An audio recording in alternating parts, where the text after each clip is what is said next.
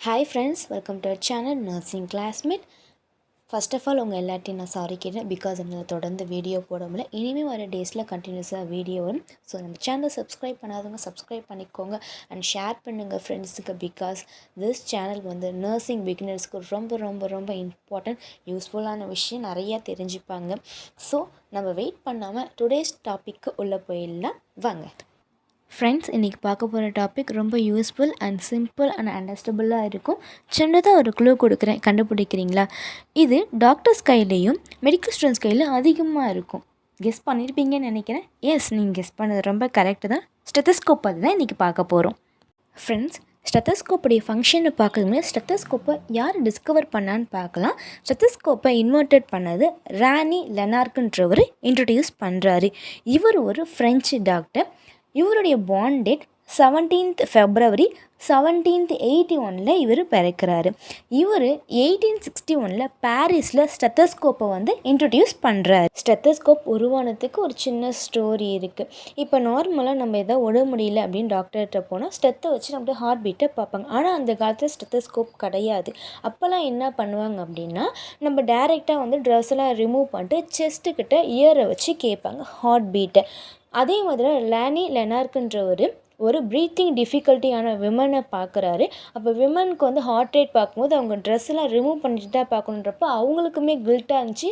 இவருக்கும் ரொம்ப uncomfortable because அங்கே யாருமே கிடையாது, இவரும் அந்த பேஷண்ட் மட்டும்தான் இருக்கிறாங்க. ஸோ அப்போ வந்து தான் அவர் யோசிச்சுட்டு இருக்கும் போது அவர் எப்பயுமே ஃப்ளூட் வாசிப்பார். அவருக்கு ரொம்ப பிடிக்குமா, அதாவது அந்த புல்லாங்குழலாம் வாசிப்பாங்கல்ல.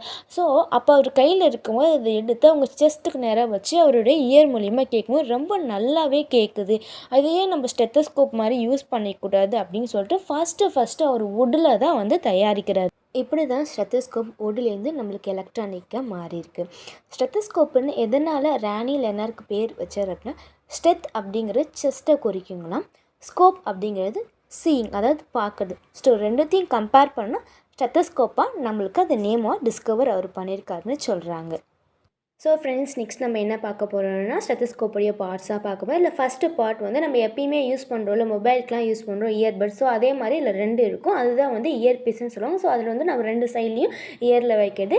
நெக்ஸ்ட் அந்த மெட்டலில் இருக்கிறது வந்து இயர் டியூபிங். நெக்ஸ்ட் அந்த யூ ஷேப்பில் இருக்க பார்த்தீங்களா, அது வந்து பினாருவல் ஸ்ப்ரிங்குன்னு சொல்லுவாங்க. அந்த பினாருவல் ஸ்ப்ரிங் வந்து சில ஸ்டெத்தஸ்கோப்பில் அவுட் சைடில் வந்து நல்லா வந்து நம்மளுக்கு விஷுவலாக தெரியும், சில இதில் வந்து உள்ளாரியே வந்து கனெக்ட் ஆகியிருக்கும். அது ரெண்டுமே இமேஜஸ் வந்து நான் வந்து வீடியோவில் போட்டிருக்கேன், பார்த்துக்கோங்க. அதோடைய கண்டினியூஷன், அதாவது பின்னார்வலோடைய ஸ்ப்ரிங் இருக்குல்ல, அதில் கண்டினியூஷன் டு ஸ்டெம் வரைக்கும் இருக்கிறது டியூபிங். இந்த ஸ்டெம் எதுக்கு சொல்கிறாங்க அப்படின்னா, இதில் வந்து ஆன் அண்ட் ஆஃப் இருக்கும். நான் இப்போ வந்து ஆன் பண்ணுறேன், அதில் ஒரு சவுண்ட் கேட்கும் பாருங்கள். ஒரு சவுண்ட் கேட்டுச்சு பார்த்தீங்களா, இதுதான் வந்து நம்ம ஹியரபுளாக கேட்குறதா அப்படின்னு நம்ம செக் பண்ணுறது.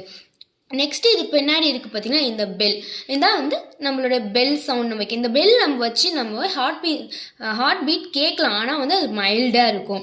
நெக்ஸ்ட் நம்ம இந்த டயாஃப்ரமில் வச்சு பார்க்கும்போது தான் வந்து நம்மளுக்கு ஹார்ட் பீட் வந்து ரொம்ப வந்து நல்லா கிளியரபுளாக தெரியும். ஸோ இதுதான் வந்து ஸ்டெத்தஸ்கோப்புடைய பார்ட்ஸ். இன்னொரு டைம் சொல்கிறேன், பார்த்துக்கோங்க.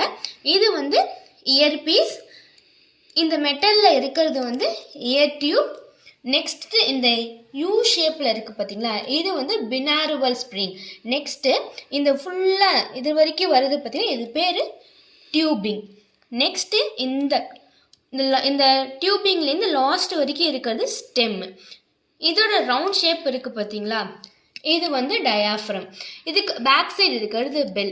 இவ்வளோ தான் வந்து ஸ்டெத்தஸ்கோப்புடைய பார்ட்ஸ். ஸோ ஃப்ரெண்ட்ஸ், நம்ம ஸ்டெத்தஸ்கோப் வந்து எப்படி வச்சாலுமே வந்து சவுண்டு நல்லா காதில் கேட்கும் அப்படின்னு நினச்சினா, ஆனால் ஸ்டெத்தஸ்கோப் வந்து இப்படி தான் வைக்கணும் ஒரு ப்ரொசீஜர் இருக்குது. அது என்ன ப்ரொசீஜர்னு பார்க்க போனோம் அப்படின்னா, இப்போ ஸ்டெத்தஸ்கோப் இப்படி இருக்குன்னு வச்சுக்கோங்க, 2 சைடு கை வச்சுப்பாருங்க. இந்த மாதிரி சைடு வைக்கும் போது நல்லா ஃப்ளாட்டாக போகுது. இதுவே பின்னாடி திருப்பி நம்ம வைக்கும் போது பார்த்தீங்கன்னா இந்த 2 இயர் பட்ஸும் இருக்குது. அப்போ இது ராங்.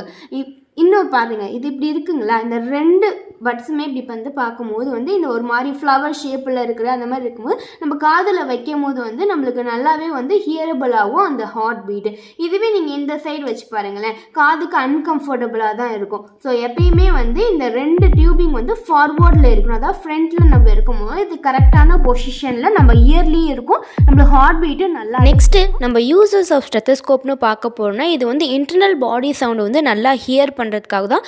ரொம்ப இம்பார்ட்டன்ட் பார்த்தோன்னா அவனை ஹார்ட் இன்னொன்று லங்ஸ் சவுண்ட், அதாவது வீஸ் இருக்கா இல்லையான்னு பார்க்குறதுக்கு. நெக்ஸ்ட்டு வந்து இன்டர்ஸ்டிஷனல் ட்ராக்ட், அதாவது பவல் சவுண்ட் மூவ்மெண்ட் வந்து எப்படி இருக்குதுன்னு பார்க்கறதுக்கு ரொம்ப யூஸ்ஃபுல்லாக இருக்குது. நெக்ஸ்ட்டு ரொம்ப யூஸ்ஃபுல்லாக இருக்க ஸ்டெத்தஸ்கோப் வந்து பிபி பார்க்கறதுக்கு, சிஸ்டோலிக்கும் டயாஸ்டோலிக்கும் கண்டுபிடிக்கிறதுக்கு யூஸ்ஃபுல்லாக இருக்குது. ஸோ ஃப்ரெண்ட்ஸ், இப்போ நம்ம எண்ட் ஆஃப் த வீடியோக்கு வந்துவிட்டோம். இன்றைக்கி நம்ம ஸ்டெத்தஸ்கோப் என்ன, ஸ்டெத்தஸ்கோப் எப்படி உருவாச்சு, அதோடைய ஹிஸ்ட்ரி என்ன, அதோடைய பார்ட்ஸ் என்ன, நெக்ஸ்ட் அதை எப்படி யூஸ் பண்ணுறது வரைக்கும் ஃபுல்லாகவே பார்த்துரும். ஸோ இந்த வீடியோ உங்கள் எல்லாருக்குமே ரொம்ப யூஸ்ஃபுல்லாக இருக்குன்னு நான் நம்புகிறேன். ஸோ வேறு ஏதாவது உங்களுக்கு வந்து டாபிக் தேவைப்பட்டால் கமெண்ட் செக்ஷனில் கமெண்ட் பண்ணுங்கள். யாராவது சப்ஸ்கிரைப் பண்ணாமல் இருந்தால் சப்ஸ்கிரைப் பண்ணுங்கள். உங்கள் ஃப்ரெண்ட்ஸுக்கும் வந்து ஷேர் பண்ணுங்கள். ரொம்ப யூஸ்ஃபுல்லாக இருக்கும். அண்ட் தேங்க்ஸ்ஃபுல் ஃபார் வாட்சிங்.